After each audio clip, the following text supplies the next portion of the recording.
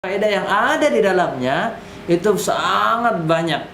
Kalau kita kaji dan kita ambil manfaat, kita tadabburi isinya, maknanya, kita baca tafsirnya. Tafsir itu adalah penjelasan lebih tuntas, lebih luas lagi daripada makna dari setiap ayat yang ada di dalam Al-Quran. Itu arti daripada tafsir.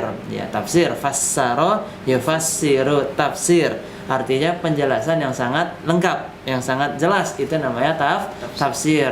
Nah, surat Al-Asr berkata salah seorang ulama, ini dicatat namanya karena kita paling sering mendengar namanya, Asy-Syafi'i, tapi kita tidak tahu nama aslinya. Nah, jadi berkata Imam Asy-Syafi'i yang bernama asli Muhammad bin Idris. Muhammad bin Idris Asy-Syafi'i, ya. Semoga Allah Subhanahu wa taala merahmati beliau rahimahullah taala. Beliau mengatakan tentang keutamaan daripada surat ini, "Lau anzalallahu hadhihi surah." Kalau sekiranya Allah hanya menurunkan satu surat ini sebagai hujjah, sebagai pedoman di dalam beribadah yang dilakukan oleh manusia kepada Allah Subhanahu wa taala, lakafathum.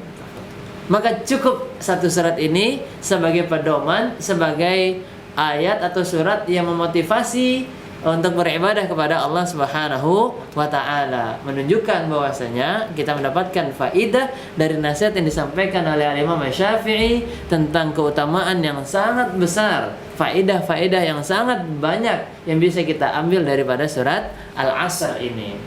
Sebelum kita masuk kepada makna surat Al-Asr, alangkah baiknya kita sedikit mempelajari tahsin. Tahsin, bagaimana cara membaca surat Al-Asr. Yang semoga talqin yang Kak Nop berikan ini, yang Kak Nop sampaikan kepada adik-adik, semoga termaksud daripada bacaan yang baik. Amin. Ya, karena Kak Nop juga penuntut ilmu, Kak Adit. Talibul ilmi mithlukum. Ya, Syekh Al-Albani saja rahimahullah taala, beliau ketika dipuji beliau mengatakan, saya ini hanya sekedar penuntut ilmu, padahal ini ahlul hadis. Bagaimana dengan Kak Nop? Kak Nop ini ahlul hadis juga, tapi hadisnya cerita. Bukan hadisnya hadis Rasul sallallahu alaihi wasallam. Sedang mempelajari dan mengkaji hadis-hadis Rasul sallallahu alaihi wasallam. Maka mari adik-adik sekalian, kita gunakan ya, beberapa waktu ke depan ini sedikit untuk tahsin. Nah, sedikit untuk mempelajari cara membaca surat Al-Asr. Karena Kak Nop mendengarkan beberapa bacaan adik-adik ini banyak yang salah.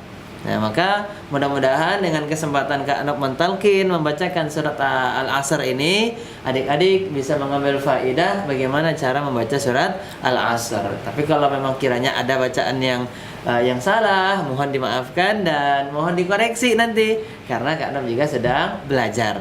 Baik, kita mulai dari ta'awud. Kita mulai dari ta'awud atau isti'adzah. Ya, mungkin bagi adik-adik sekalian bisa menyimak dengan membawa mushaf Al-Quran. Betul biar sekali. Supaya bisa melihat panjang pendeknya gitu. Masya kan, Allah, barakallahu fiik. Bagaimana bacaan yang benarnya, mudah-mudahan nanti bisa menjadi bacaan yang bagus. Betul. Di alat tulisnya, alat perangnya ini selalu ada.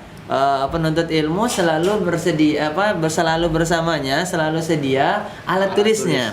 Buku ibarat tulis, kata itu ya, orang yang berperang gitu. Berperang ya? Betul sekali. Ya, kita mau berperang nggak ada alatnya gimana, Kak? Tiba-tiba maju nggak pakai alat.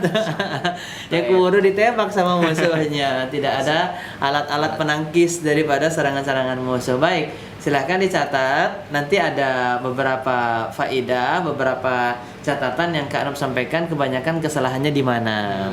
Mohon diperhatikan bagaimana sifat-sifat bacaannya seperti itu. Baik, kita mulai surat Al-Asr. Dari ta'awud itu adalah bacaan di awal sebelum kita masuk bismillah. Jadi namanya ta'awud atau isti'adzah. Ta'awud atau isti'adzah. Kita mulai dari ta'awud atau isti'adzah. A'udzu billahi minasy syaithanir rajim. Ya. Ketika hurufnya A di muka A, ketika harokat daripada hurufnya kasroh I, maka dilebarkan bibirnya.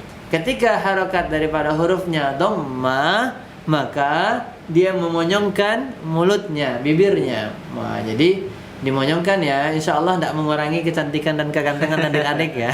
Bisa adik Kak Novi. Baik. Jadi ketika dhammah dimonyongkan. A'udzu, a'udzu, a'udzu billahi minasyaitonir rajim. Jim. Nah, Baik. jangan jim. Apalagi jim. Ini enggak semangat. Baik, karena itu ada sifat-sifat hurufnya. Baik. Jadi itu ta'awud, kita mulai coba baca sama-sama sekali lagi. Karena bacakan terlebih dahulu. Adik-adik yang di rumah bersama orang tua bisa semangat untuk mengikutinya. Baik, Kak Novi baca terlebih dahulu, kemudian diikuti oleh adik-adik sekalian dan ayah bunda yang ada di rumah. A'udzu billahi minasyaitonir rajim. Silakan 1 2 3. A'udzu billahi minasyaitonir rajim. Bis ya. Ini bukan tebal, apalagi tipis, apalagi tipis ya. Bis enggak, karena hurufnya adalah sin. Makanya adik-adik sambil buka mushaf ya, sambil membuka Al-Qur'annya sehingga bisa melihat huruf yang kita baca. Bismillahirrahmanirrahim. Him, lihat ini harokatnya kasrah. Maka dilebarkan bibirnya. Bismillahirrahmanirrahim. Silakan 1 2 3. Bismillahirrahmanirrahim. Santum, barakallahu fikum. Kita masuk pada suratnya. Wal 'asr. Silakan 1 2 3. Wal 'asr. Wal 'asr. Wal 'asr. Iya, jangan. Nah, ini silakan dicatat beberapa catatan yang Kak Nov dapatkan juga daripada ustadz-ustadz kita terkait tentang pembacaan surat Al-Asr yang itu berkaitan dengan huruf terakhirnya. Jangan kita baca tanpa ada pendengaran ro-nya. Kebanyakan ada juga yang membaca wal 'as. Wal 'asr. Wal 'as. Ro-nya tidak diingatkan dibacakan atau tidak diperjelas. Iya. Wal 'asr. Wal 'asr. Ada tetapi memang sifatnya tidak terlalu kentara, tidak terlalu tebal getarannya, tetapi tetap ro-nya itu tetap dimunculkan. Wal 'asr. Nah, dan juga yang menjadi kesalahan dia terpisah waqaf tetapi harokat terakhirnya dibaca. Waqaf tapi harokat terakhirnya dibaca, berhenti tetapi harokat terakhirnya dibaca. Wal 'asri. Innal insana lafi khusri. Sepertinya ini yang banyak kayak. Nah, ini dia. Kesalahan. Banyak apa? Ini salah apa benar enggak? Ini salah. Iya, ini salah ini Kak ya. Karena fatal sekali ini kesalahannya membaca harokat walaupun memang tidak masuk ke dalam lahan jali yang merubah ke huruf, yang merubah harokat, tetapi termasuk daripada kesalahan di dalam waqaf, pemberhentian bacaan Al-Qur'an. Maka ketika kita waqaf itu adalah berhenti di akhir ayat, itu harokatnya tidak dibaca kecuali kalau kita wasol. Kita lanjut bacaan kedua, ayat pertama langsung disambung ke ayat yang kedua Kak. Wal 'asri innal insana lafi khusr. Baru ri-nya, harokat i-nya itu dibaca. Tetapi yang lebih tepat, walaupun adik-adik punya nafas yang panjang, namun lebih baik setiap ayat itu berhenti. Karena inilah bacaan Al-Quran yang diajarkan oleh Nabi Muhammad Sallallahu Alaihi Wasallam. Beliau berhenti dari setiap ayat yang beliau baca. Walaupun memang tidak merubah huruf, tidak merubah bacaan, harokat, tidak merubah makna, menyambung ayat, tetapi lebih baik setiap satu ayat kita waqaf, berhenti. Iya. Nah, seperti ini juga bacaan surat asr. Walaupun nafas kita ini panjang Kak. Iya. Nafas kita mungkin kuat, satu sekali baca langsung 3 ayat kita baca. Ya, tetapi kan akan mengurangi tadabbur kita. Nah, ini mungkin diantara hikmah yang paling besar, pelajaran yang paling bagus kita ambil. Kenapa setiap ayat itu kita berhenti? Agar memberikan kesempatan bagi kita untuk mentadabburinya, menghadirkan pemahaman dari setiap ayat yang kita baca, baik itu di dalam sholat maupun di luar sholat. Baik, sekali lagi kita mulai lagi pembacaan daripada surat Al-Asr. Wal asr, Wal asr, wal asr, wal asr. iya. Kemudian sa-nya ini karena dia ada pengaliran desisnya, jadi jangan wal asr. Nah, wal asr terlalu cepat. Wal asr, Wal asr. iya. Ain ya, bukan a. Apalagi nga, wal ngas, karena ada juga yang baca ain ini jadi nga. Rabbil nga, nah, ini Wal juga asri gitu. itu juga termaksud daripada beberapa catatan yang salah di dalam baca surat Al-Asr. Baik, kita lanjut ke ayat yang kedua. Inna, nah nunnya ditekankan, jangan terlalu cepat. Innal insana, nah itu termaksud juga kesalahan. Baik, inna karena itu gunnah. Mungkin kalau kita lihat di mushaf di Al-Qur'an itu ada w kecil. Iya, w kecil itu namanya tasydid. Tasydid itu adalah penekanan. Yang itu ditahan di situ. Makanya agak ditahan innanya. Inna, innal insana lafi khusr. Lafi khusr. Silakan 1 2 3. Innal insana lafi khusr. Ahsantum, barakallahu fikum. Kemudian sekali lagi penekanan di ayat yang kedua, ra-nya tetap digetarkan walaupun tidak terlalu kentara getarannya. Lafi khusr. Lafi khusr. Khusr ya, sr. Ada muncul sedikit jadi ra-nya Kak ya. Sr ya. Lafi khusr. Khusr ya, seperti itu. Jangan lafi khusri. Lafi khusri ini kesalahan. Baik, selanjutnya kita masuk pada ayat yang ketiga. Illal ladzina amanu wa amilus solihati hati wa tawasaw. Ya, itu ada wawnya saw, makanya dimonyongkan saw-nya. Saw bil haqqi ya, bil haqqi. Karena ada juga yang qalqalah terlalu bukan qalqalah, penekanan qa-nya itu terlalu tebal, akhirnya bil haqqi. Bil haqqi. Ini termaksud juga salah. Ya, bil haqqi. Bil haqqi. Qaqiqu baqa. Baqa bil haqqi wa tawasaw bis sabr. Jangan wa tawasaw bis sabr. Apalagi harokatnya dibaca wa tawasaw bis sabri. Bis sabri. Nah, adik-adik juga ada yang baca roknya tidak terdengar. Ini termasuk daripada yang menghapus huruf, bisa masuk kepada lahan jali, yaitu kesalahan yang besar. Walaupun tidak ada niat untuk menghapus huruf, tetapi karena bacaannya terdengar seperti itu, maka termasuk daripada kesalahan yang besar, yaitu namanya lahan jali. Nah, ini tambahan ilmu tajwid. Maka sedikit pengenalan daripada cara membaca surat Al-Asr. Kita masuk kepada faedahnya nih Kak. Faedahnya apa saja yang bisa kita ambil? Yang pertama, Allah memulai ayat tersebut dengan sumpah. Jadi wa yang ada di sana bukan berisi artinya dan. Ana wa anta. Berarti artinya apa Pak Kak di situ wa? Saya dan kamu. Ana wa anti, ana wa antum, berarti saya dan kalian, saya dan kamu. Wa di sini berarti dan. Tidak semuanya wa itu berarti dan. Tetapi ketika dia bergandeng dengan barang, objek, seperti Al-Asr ini adalah objek, ya kan? Maka artinya adalah sumpah. Ya, bima'nal qasam, artinya adalah sumpah. Maka Allah bersumpah dengan apa di situ Allah menyebutkan Al-Asr Al-asar di sini pendapat para ulama terbagi menjadi dua, Kak.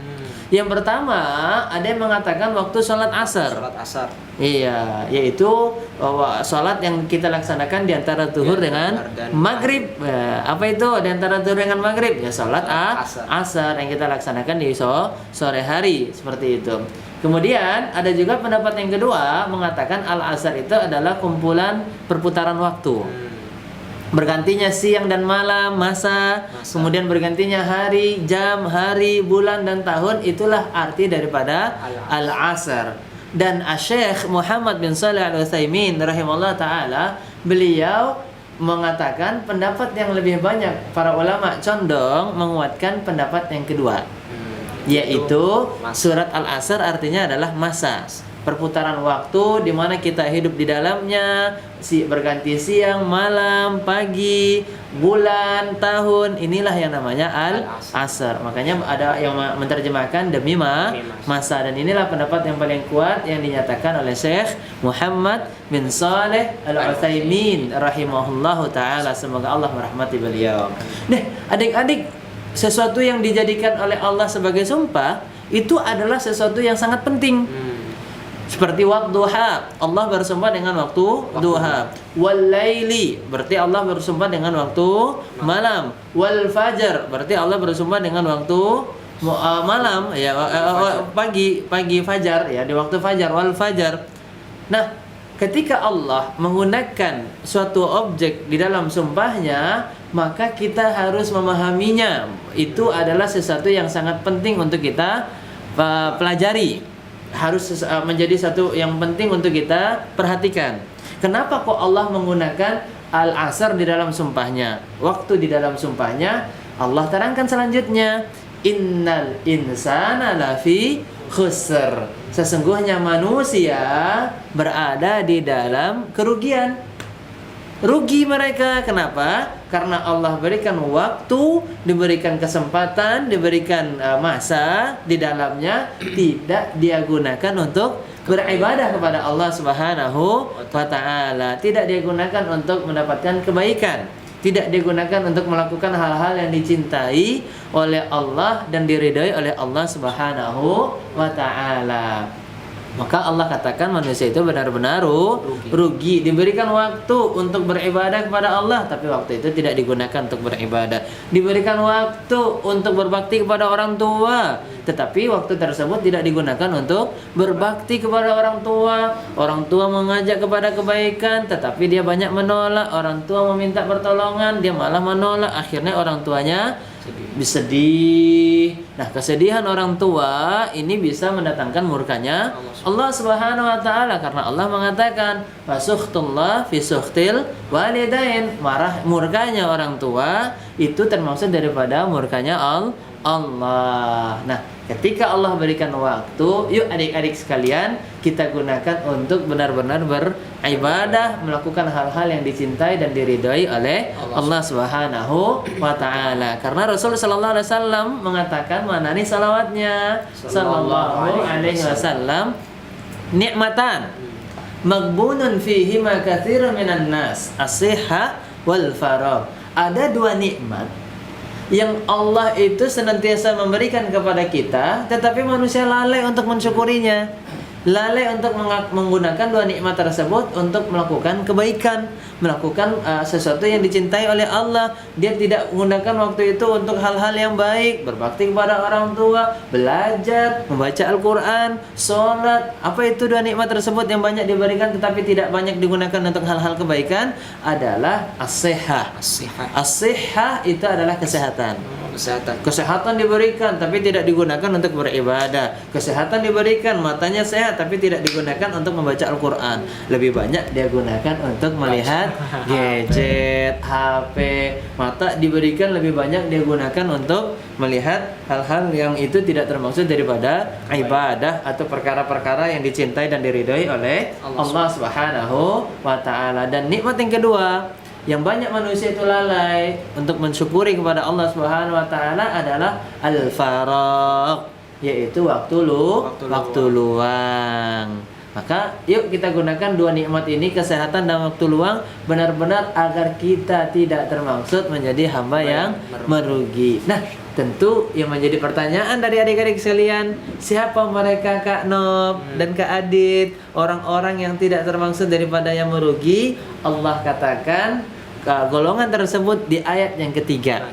Nah, Allah katakan di ayat selanjutnya, yaitu di ayat ketiga. Yuk dicatat siapa mereka yang tidak termaksud daripada orang-orang yang merugi, terkhusus nanti di akhirat, yang akan mendapatkan kebahagiaan, yang akan mendapatkan kesenangan, yang mendapatkan kenikmatan yang sangat besar dari Allah Subhanahu wa taala di akhirat kelak. Yang pertama, amanu. Amanu artinya adalah beriman. Beriman kepada siapa?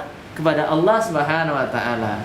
Ketika kita meyakini Allah itu adalah Rabb kita, Allah adalah yang menciptakan kita dan yang memberikan nikmat kepada kita, maka konsekuensinya kita hanya beribadah kepadanya. Iya. Kalau kita beriman kepada Allah, adik-adik sekalian, kita menyatakan nih kita beriman kepada Allah karena Dia adalah Tuhan kita, Dia adalah Rabb kita, Dia adalah ilah kita.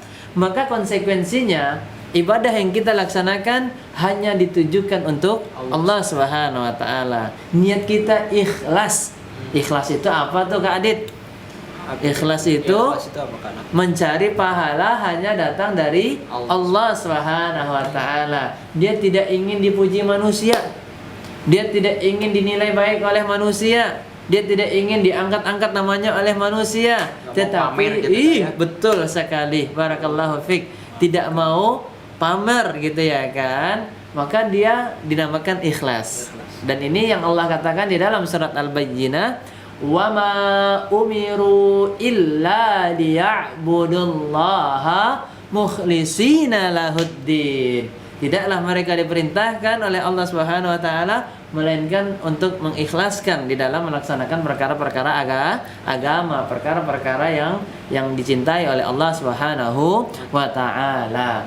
Maka ini dia konsekuensi ketika kita beriman kepada Allah, kita hanya beribadah kepada Allah Subhanahu wa taala. Kemudian konsekuensi selanjutnya adalah kita hanya mengesahkan Allah Subhanahu wa taala, bertauhid kepadanya.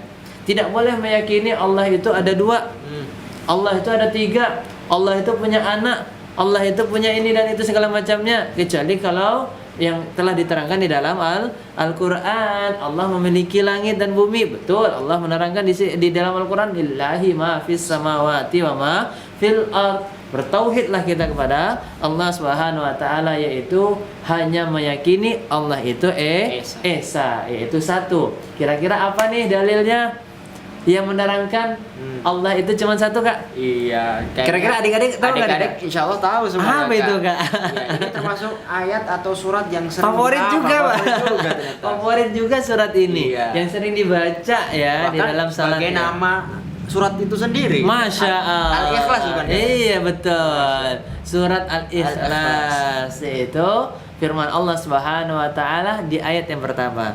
Qul huwallahu ahad. Katakanlah Allah itu hanya satu. Maka konsekuensi kita, kalau kita meyakini Allah ada Rabb kita, Allah adalah pencipta kita, Allah adalah Tuhan kita, kita hanya menyembah kepada Allah. Kalau tadi yang pertama apa konsekuensinya? Niat ibadahnya karena Allah. Kemudian yang kedua, menyembah hanya Allah. Kemudian yang ketiga, konsekuensi kita meyakini Allah itu adalah Rabb kita, Allah adalah Tuhan kita, adalah kita hanya meminta pertolongan kepada Allah. Di dalam surat Al-Fatihah, adik-adik sering membaca, kita semuanya hampir 17 kali kita membaca. Iyyaka na'budu wa iyyaka nasta'in. Hanya kepada Allah kita beribadah, hanya kepada Allah kita meminta pertolongan. Kemudian, nah ini golongan yang pertama. Jadi dia beriman kepada Allah, dia beriman kepada Rasul, beriman dengan rukun iman yang lainnya. Yang berapa? Ada berapa tuh Kak rukun iman? Rukun iman ada 6. Ada 6, Masya Allah. Ahsantum, barakallahu fikum. Maka ketika kita beriman, kita berupaya untuk beriman dengan keenam perkara ini. Keenam perkara ini yang sebagaimana di dalam hadis yang kita kenal dengan hadis Jibril. Ketika itu malaikat Jibril berwujud manusia, dia datang menemui Rasulullah sallallahu alaihi wasallam. Dia memakai pakaian yang indah, yang bersih, itu warna putih, rambutnya rapi, wajahnya tidak ada kelihatan orang yang habis melaksanakan safar. Kemudian dia datang mendekati Rasul, meletakkan tangannya di atas pahanya Rasulullah sallallahu alaihi wasallam. Fa asnada rukbatayhi ila rukbatin Nabi sallallahu alaihi wasallam. Dia menempelkan dua lututnya kepada lutut Nabi Muhammad sallallahu alaihi wasallam, kemudian bertanya tentang iman. Apa itu iman? Maka Rasulullah sallallahu alaihi wasallam menjawab, iman itu sebagaimana yang kita kenal dengan rukun iman saat ini, yaitu ada 6. Nah, maka kita hendaknya beriman kepada Allah, beriman kepada Rasul, dan iman dengan perkara yang empat lainnya yang kita kenal di dalam rukun iman. Baik. Iman kita ini tidaklah bisa berkualitas. Tidak bisa menjadi iman yang baik adik-adik sekalian sampai kita mengetahui bagaimana cara beriman yang baik. Nah, makanya inilah manfaat daripada ilmu. Syekh As-Sa'di, gurunya Syekh Utsaimin, beliau mengatakan keimanan yang baik bisa lahir dari ilmu yang baik. Masya Allah.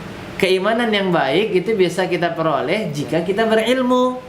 Kalau kita sudah berilmu bagaimana cara ibadah yang diajarkan oleh Nabi Muhammad sallallahu alaihi wasallam di dalam hadis-hadisnya, maka itulah cara agar kita bisa menjadi hamba yang beriman dengan keimanan yang baik, bertakwa dengan takwa yang baik, sehingga kita bisa meninggal dalam keadaan Islam. Makanya Allah katakan, ya ayyuhalladzina amanu taqullaha haqqa tuqatih wa la tamutunna illa wa antum muslimun.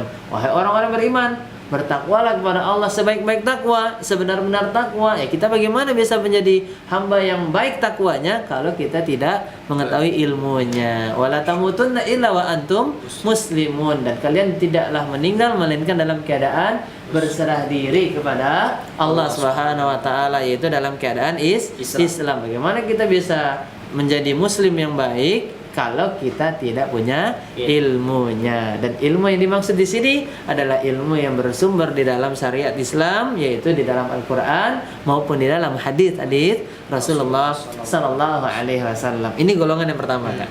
Nah, golongan yang kedua yang tidak merugi adik-adik sekalian adalah wa'amilus solihat, yang senantiasa melakukan banyak amal soleh. Nah, kalau kita cermati nih Kak Adit, Allah di situ tidak mengatakan wa amilu solihan, tidak menggunakan mufrad tunggal, tetapi Allah menggunakan solihat. Artinya jamak. Bedanya, Kak? Bedanya kalau solihan itu adalah satu amalan, kalau solihat itu banyak amalan. Maka dari sini kita mendapatkan pelajaran, orang yang kedua yang termaksud daripada orang yang akan mendapatkan kebahagiaan adalah yang banyak melakukan amal soleh. Rajin dia bantu orang tua, rajin dia mengerjakan tugas, berbakti dia kepada orang tua, bersikap baik dia kepada saudaranya, kemudian santun dia kepada guru-gurunya, kemudian dia memiliki akhlak yang mulia, adab yang mulia. Maka ini adalah amilus sholihat, dia berupaya mengamalkan amal-amal soleh. Kemudian golongan yang ketiga, Kak, yang tidak termaksud orang yang merugi adalah watawasau bil haqqi watawasau bis sabar. Dia senantiasa memberikan nasihat dengan kebenaran. Artinya nasihat untuk mengajak orang melakukan apa yang ada di dalam Al-Quran dan apa yang ada di dalam hadis-hadis Rasul sallallahu alaihi wasallam. Bil haqq artinya adalah dengan kebenaran. Artinya dia memberikan nasihat dengan nasihat yang bersumber dari Al-Quran maupun dari hadis-hadis Rasulullah Sallallahu Alaihi Wasallam. Dia mengajak manusia untuk melaksanakan ketaatan, dia mengajak manusia untuk melaksanakan ibadah, dia mengajak manusia untuk mendekatkan diri kepada Allah, taqarrub ilallah, ya, mendekatkan diri kepada Allah. Inilah yang dimaksud dengan watawasau bil haqq. Kemudian yang selanjutnya watawasau bis sabar. Dia mengajak manusia, memberikan nasihat dengan cara yang sabar. Jadi dia tidak memaksakan, Kak. Kadang-kadang ada orang adik-adik kita mungkin nih ketika memberikan nasihat memberikannya marah-marah. Iya, nyampeinnya dengan suara yang tinggi atau mohon maaf mungkin dengan kata-kata juga yang cukup kasar sehingga menyakiti hati orang yang menerima nasihat tersebut. Walaupun nasihatnya benar gak ya? Walaupun niatnya baik, nasihatnya benar isinya, tapi kalau kalimat yang disampaikan itu tidak baik, maka bagaimana cara orang bisa menerima dengan baik? Maka sabarlah kita di dalam mengajak manusia, mengajak saudara kita, mengajarkan ilmu kepada teman-teman kita agar kita nasihatnya tersebut bisa diterima dengan baik. Allah tegaskan di ayat di surat apa nih adik-adik? Fadzakir innama anta mudzakir. Surat apa ya adik-adik kalian? Surat Al-Ghasyiyah. Masya Allah, ahsantum, barakallahu fikum. Allah katakan fadzakir innama anta mudzakir. Berikanlah peringatan, berikanlah nasihat, tetapi kalian ini hanya sekedar memberikan nasihat. Lasta alaihim bimusaitir. Kalian itu tidak bisa menguasai hati seorang hamba. Yang bisa membolak-balikan hati seorang hamba agar bisa menerima nasihat, agar bisa istiqomah di atas sunnah, di atas hal-hal yang diridhai oleh Allah, itu adalah Allah Subhanahu wa taala. Kita ini tidak bisa merubah hati orang lain. Kita ini tidak bisa memaksakan orang lain agar bisa menerima nasihat. Yang ada hanyalah kita menyampaikan, hanya mengingatkan, tetapi mengingatkan dengan kata-kata yang baik dan juga di waktu yang baik, Kak. Kadang-kadang ada juga yang nggak sabar memberikan nasihat. Orang lagi bangun tidur, baru bangun tidur, mukanya belum dicuci. Bahkan yang ada di depan dia aja dia nggak tahu siapa, tiba-tiba langsung bilang haram, tiba-tiba langsung bilang halal, langsung bilang bid'ah. Tentu ini juga tidak sabar. Coba cari waktu yang baik, tempat yang baik. Nah, tempat juga nih, Kak. Kadang-kadang kita ngelihat nih, ada orang masuk ke kamar mandi dengan menggunakan kaki kanan. Harusnya menggunakan tangan kiri. Oh, bukan tangan kiri, Pak. Kalau tangan kiri itu atraksi. Iya, masuk dengan menggunakan kaki kiri gitu ya kan. Atau mungkin bernyanyi di dalam kamar mandi gitu ya. Tiba-tiba dia membawakan dalil gitu. Bahwasanya di dalamnya itu adalah begini begitu, kamar mandi ini begini begitu. Ini orang sedang melaksanakan qadaul hajah, sedang melaksanakan hajat, mungkin lagi sakit perut, udah itu susah lagi keluar ya. Tahu-tahu di depan itu dia ceramah. tambah nggak ini lagi kan.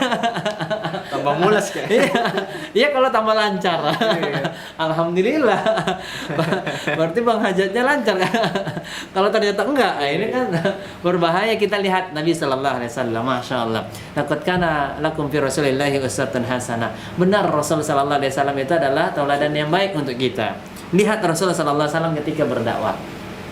Beliau ketika ada orang Badui, nah ini kisah yang sangat masyhur di telinga kita, sangat terkenal ya di kalangan umat Islam. Ketika Nabi sallallahu alaihi wasallam melihat ada seorang Badui, yaitu orang yang tinggal di pelosok, yang tidak mendapatkan ilmu bagaimana cara beribadah yang benar kepada Allah Subhanahu wa taala, dia datang ketika itu ingin buang hajat, buang air kecil. Tapi tidak tahu di mana tempatnya. Akhirnya dia buang air kecil di mana, Kak? Di masjidnya Rasul. Di pojoknya masjid. Coba kalau adik-adik sekalian melihat ada orang saat ini datang ke masjid kencing. Apa yang akan diucapkan oleh adik-adik? Apa yang akan dilakukan oleh adik-adik?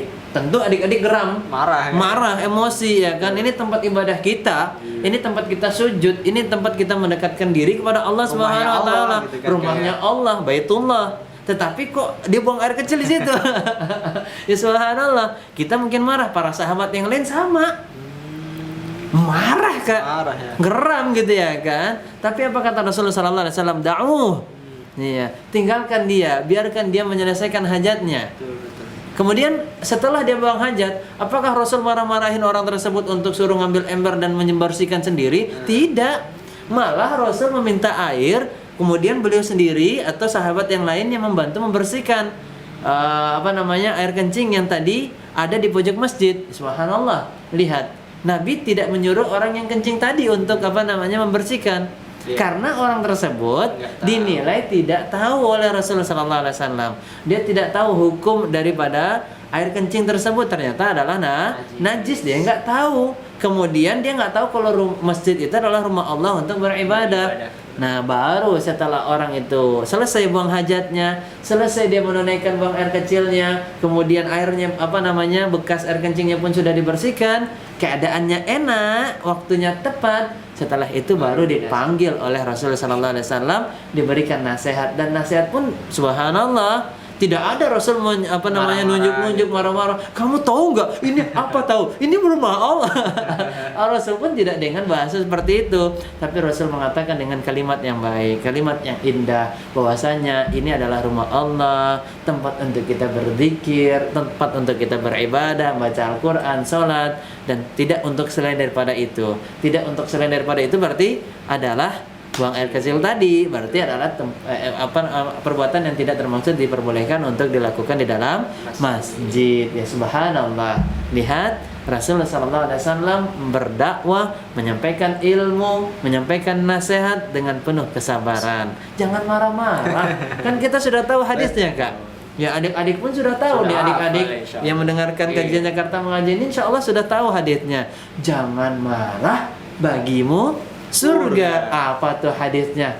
La taghdab walakal jannah. Jangan marah, bagimu surga. Ya itu dia. Kalau kita ingin masuk surga, dalam menyampaikan nasihat pun jangan marah-marah, jangan dengan emosi, masya Allah, atau suara yang tinggi, bahkan sampai mengejek, masya Allah, sampai mengejek, ya kan, atau sampai menghujat, sampai mungkin menghina. Nah ini juga termaksud daripada sikap dan cara di dalam memberikan nasihat yang salah. Nah inilah dia, Kak.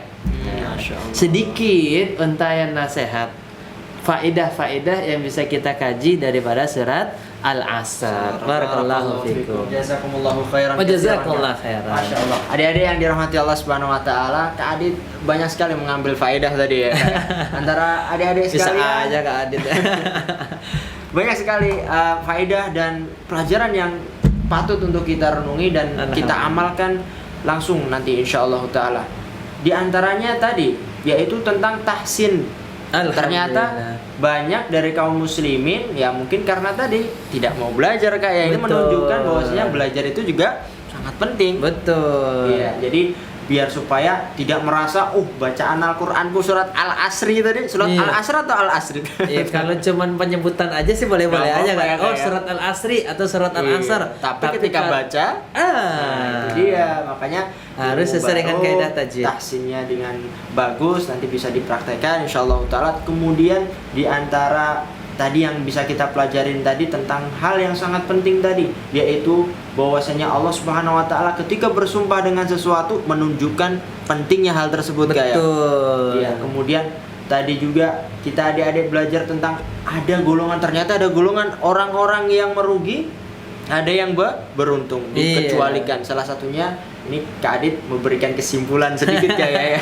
Betul sekali. Intinya yang pertama yaitu orang-orang yang beriman, berarti tadi kata Asy'adi tadi Kak Nov tadi menyimpulkan bahwasanya ketika iman itu baik berlandaskan dari ilmu yang benar gitu Kak ya. Betul. Kemudian dari golongan yang kedua orang-orang yang beramal soleh. Jadi nggak bener ya Kak, misalnya ada adik-adik yang berkata nggak apa-apa lah, yang penting kan beriman saja gitu. Betul. Kayak. Itu bener nggak itu Kak? Harus diiringi dengan amal. Betul. Kemudian yang ketiga yaitu watawasau bil haq, yaitu untuk menasihati dengan hal yang benar yang berlandaskan dengan Al-Quran dan Sunnah.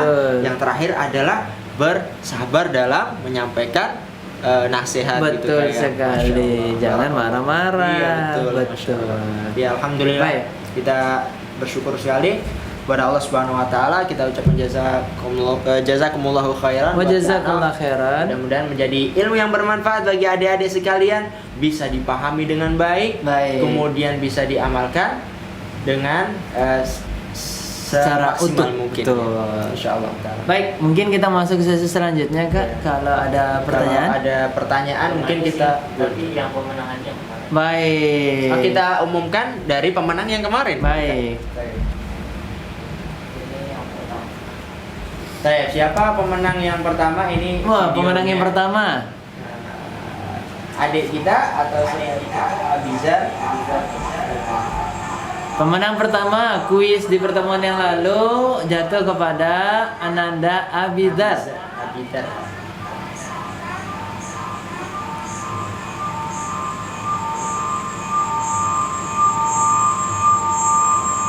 Iya, tadi pemenang ya. Pemenang yang kedua. Pertama, yang kedua adalah Ananda Awad. Ananda Iya. Awad, Masya Allah. Dari Jatinegara. Ya, pemenang satu Abizar Pondok Bambu, dan yang kedua adalah Awad dari Jatinegara. Masya Allah. Ya. Ini dapat hadiah tulisannya dari Kanop, oh, bukan dari Kanop ya. Dari Jakarta Mengaji. Baik. Ya, baik, kita mungkin baca beberapa pertanyaan kalau ada. Silahkan kalau adik-adik ingin bertanya di sesi akhir kita akan memasuki sesi tanya jawab. Iya. Tapi kalau dirasa pelajarannya sudah sangat bisa dipahami, ya nggak perlu ditanya.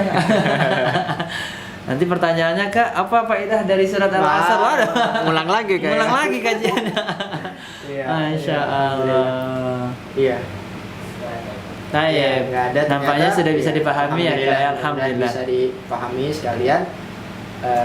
Mungkin ada apa? Pertanyaan ada ya, Kak, lagi, ya, Taib. untuk pekan depan. Baik, ada pertanyaan dari Kak Nop. Silahkan kembali. Cara menjawabnya adalah dengan mengirimkan video, kemudian dikirim ke DM Instagram Jakarta Mengaji.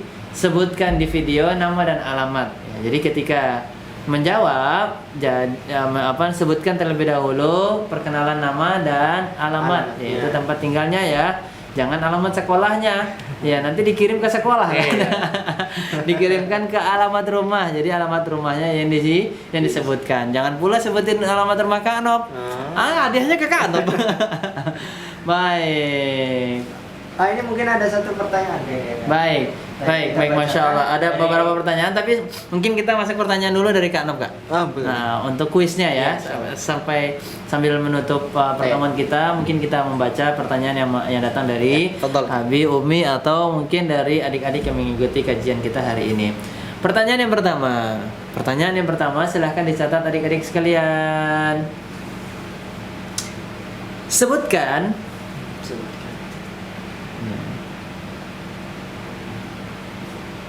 berapa golongan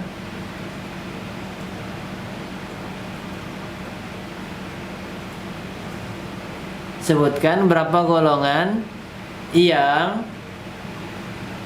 tidak merugi. Ya. Contoh, kalau menyebutkannya ada 5, ada 4, ada 3, atau ada 2, siapa saja. Nah. Kemudian yang kedua, sebutkan 2 nikmat yang banyak kita lalai mensyukurinya kepada Allah.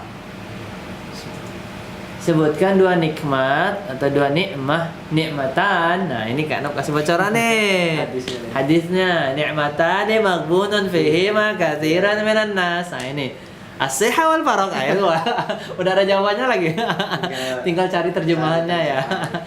Baik, sebutkan 2 nikmat yang banyak kita lalai dalam mensyukurinya.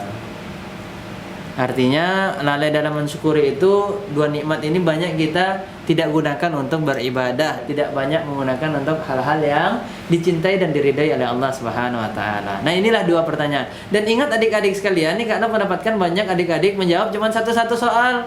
Harus lengkap ya, Kak? Lengkap. Iya, kalau kemarin mungkin kita kasih rukhsah lah ya. Rukhsah. Iya, dari 3 pertanyaan yang dijawab 1 atau 2. Dijawab sempurna, ya. Nanti Masa mau dikasih setengah hadiah?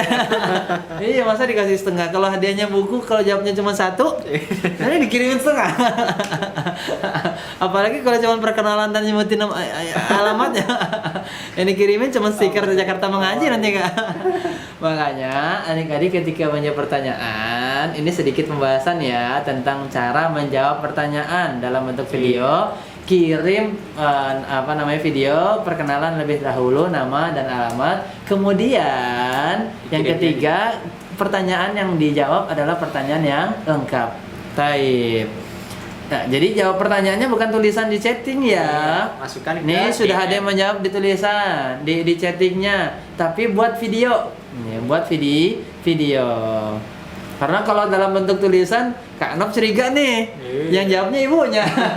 Yang jawab abinya, uminya, umah abahnya. Kak Nop pengen melihat adiknya yang langsung menjawab. Kalau mungkin akhwat boleh memakai cadar nggak ya? Boleh memakai cadar. Kalau memang sudah besar, kelas 4 ke atas, ini adalah akhwat yang sudah terbilang kebanyakan balik, maka lebih baik menggunakan cadar. Boleh menggunakan masker juga boleh kalau untuk akhwat. Atau mungkin kalau bisa ngedit sendiri di blur boleh, tidak mengapa. Yang penting dikirim video, kemudian jawab pertanyaan lengkap. Ya, begitu juga adik-adik. Oh, karena saya malu kelihatan wajahnya, boleh juga pakai masker gitu ya, kan tidak masalah. Yang penting adik-adiknya terlihat menjawab langsung seperti itu.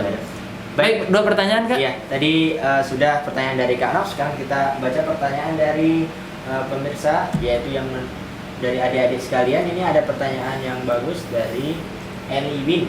Assalamualaikum Ustaz. Waalaikumsalam warahmatullahi Apabila wabarakatuh. nasihat yang diberikan tidak diindahkan, maksudnya mungkin Tidak diterima dengan baik gitu Kak ya. Bagaimana sebaiknya sikap kita? Berhenti menasihati atau lebih baik diulang-ulang menasihati orang tersebut? Baik, Masya Allah, pertanyaan yang bagus sekali. Barakallahu fiik bagi yang bertanya dan juga untuk yang mendengarkan. Semoga nasihat ini bisa bermanfaat. Amin. Pertama, kita tidak dituntut untuk memaksa. Kemudian yang kedua, di dalam memberi nasihat pun jangan berkali-kali. Carilah waktu yang tepat, waktu yang mungkin yang siap bagi orang tersebut menerima nasihat kita. Ya, mungkin dalam keadaan yang nyaman, kita traktir. Diajak makan. Iya, diajak makan. Jangan sudah kita pengen ngasih nasihat malah kita minta ditraktir ya. Apalagi pakai syarat. Mau dapat ilmu nggak? Mau dapat nasihat nggak? Traktir dulu. Ya jangan. Berarti ini udah komersil. Ilmu dijadikan sebagai pencaharian. Nggak ikhlas dari dia tidak ikhlas. Sedangkan kita sudah bahas. Ya, kita sudah bahas di pertemuan sebelumnya. Adab di dalam menuntut ilmu, tidak boleh mencari dunia dengan ilmu tersebut. Karena kita tidak mencium urfal jannah, mencium wanginya surga. Dan itu disebutkan oleh Rasulullah SAW di dalam hadisnya yang dinukil oleh Al-Ustadz Yazid bin Abdul Qadir Jawas di dalam kitabnya Adab dan Akhlak Para Penuntut Ilmu. Baik, maka apakah kalau nasihat kita tidak diterima kita ulang-ulang lagi? Boleh kita ulang kembali, tapi di lain kesempatan, di lain tempat, tidak di tempat yang sama, di momen yang sama. Tunggu orang tersebut sudah siap untuk menerima nasihat atau tidak. Kalau ternyata kembali lagi dia tidak menerima nasihat kita, maka sudah kita tinggalkan.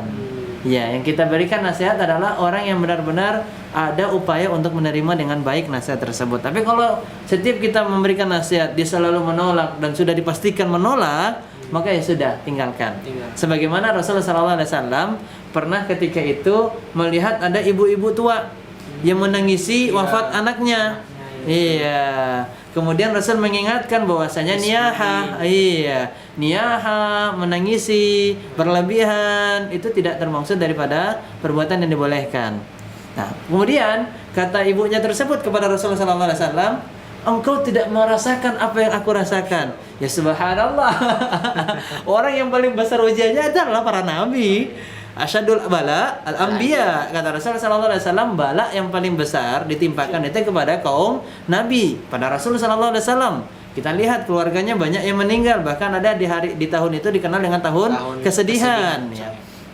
Maka apa kata Rasulullah SAW? Apakah beliau mengatakan, enggak, saya merasakan kok apa yang kamu rasakan. Saya itu ditinggal mati begini, ditinggal wafat keluarga, ditinggal ini dan segala macamnya, saya melewati kejadian ini. Rasulullah SAW ketika sudah memberikan faltahtasibiri, hendaknya engkau mengharapkan pahala dan sabar. Rasulullah SAW ketika itu nasihatnya ditolak, ya sudah ditinggal.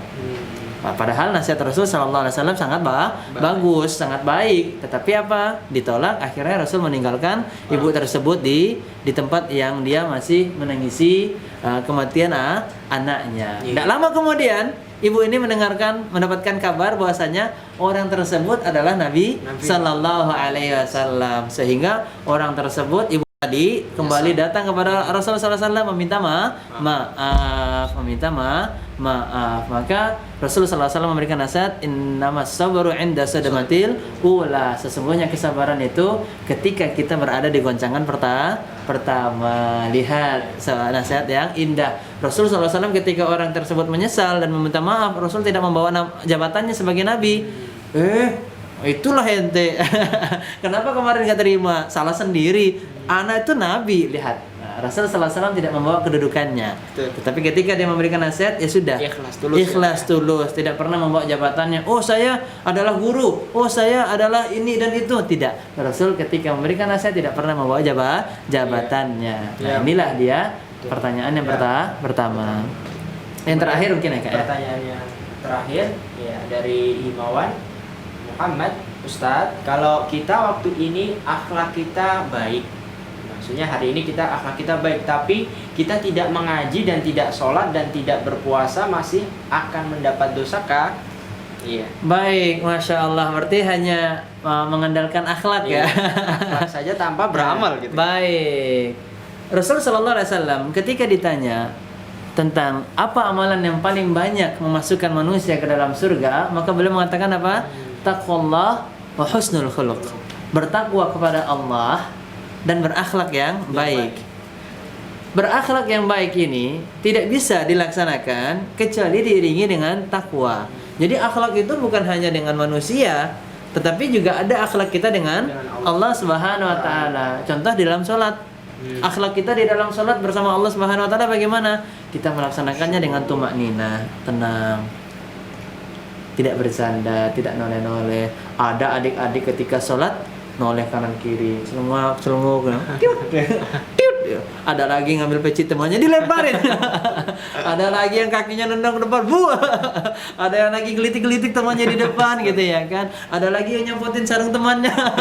Ada yang lagi nginjak kaki temannya, ya subhanallah. Ada lagi yang ganti-ganti barisan soft, Kak. Kanan kiri, masya Allah, udah kayak pramuka ya kan, geser kanan geser kiri, sarung kanan sarung kiri dan seterusnya. Nah ini termasuk daripada adab kita di dalam salat beribadah di hadapan Allah Subhanahu wa taala. Maka kalau hanya mengandalkan akhlak ini tidak cukup. Ya, ini tidak cukup, apalagi kalau tidak sholat, tidak puasa, apalagi puasanya adalah puasa Ramadan, puasa yang wajib. Ini kan perkara-perkara yang membuat kita itu bisa keluar dari agama Islam. Na'udzubillah min dzalik, kita berlindung kepada Allah daripada musibah tersebut. Maka kalau kita hanya mengandalkan akhlak ya, tetapi tidak sholat, tidak puasa, maka ini termasuk daripada perbuatan dosa besar, dan perbuatan-perbuatan ini bisa mengeluarkan kita dari agama Islam. Nah, kalau kita keluar dari agama Islam, na'udzubillah min dzalik, terus apa yang akan membuat kita masuk ke dalam agama dalam surganya Allah Subhanahu wa taala? Karena yang akan masuk ke dalam surganya Allah hanyalah agama-agama Islam. Wa may yabtaghi ghairal islami dina fala yuqbal indallah. Kalau dia mencari agama selain daripada agama Islam, maka ibadahnya tidak akan diterima. Dan Islam itu dilihat dari ibadah yang dilaksanakan, ibadah-ibadah zahirnya seperti salat, puasa, tilawatil Quran dan yang lain-lainnya, berbakti kepada orang tua dan yang lain-lainnya. Maka jangan hanya mengandalkan satu amalan. Padahal kan tadi kita sudah bahas, Kak, wa amilus shalihat, mengamalkan amal yang banyak. Jadi jangan hanya mengandalkan pahala yang datang dari akhlak yang baik. Itu sudah bagus, tinggal ditingkatkan dari ibadah-ibadah yang wajib. Berarti dia termasuknya berakhlak baik dengan manusia tapi nggak berakhlak sama Allah. Masya Allah. Malah ini kebalik.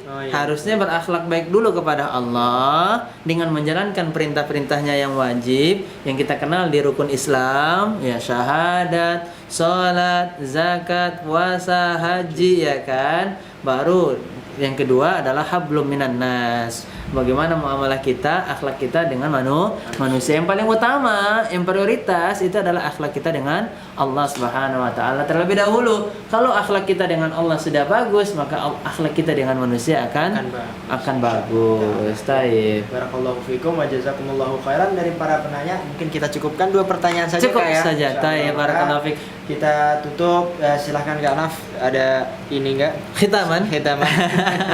Ya tadi sudah penutup sudah. Barakallahu fiik. Jazakallahu khairan sekali lagi kepada adik-adik yang telah sabar di dalam mengikuti pelajaran kita dan juga sudah sabar juga di dalam meluangkan kuotanya. Ini kan perjuangan juga, apalagi di masa kita saat ini yang memang diuji dari segi finansial, ekonomi. Sekali lagi jazakumullah khairan atas semangatnya untuk mengikuti pelajaran, dan Kak Nop berdoa semoga pelajaran kita ini bisa dipahami dengan baik, bisa diamalkan. Semoga kita senantiasa diberikan keistiqomahan di atas sunnah Rasulullah SAW, dan negeri kita ini segera diangkat segala wabah dan musibahnya, dan kita diwafatkan semuanya dalam keadaan husnul khatimah. Wassallallahu ala nabiyina Muhammadin wa ala alihi wa sahbihi wasallam. Subhanakallahumma wa bihamdik, asyhadu an la ilaha illa anta, astaghfiruka wa atubu ilaik. Assalamualaikum warahmatullahi wabarakatuh. Waalaikumsalam warahmatullahi wabarakatuh.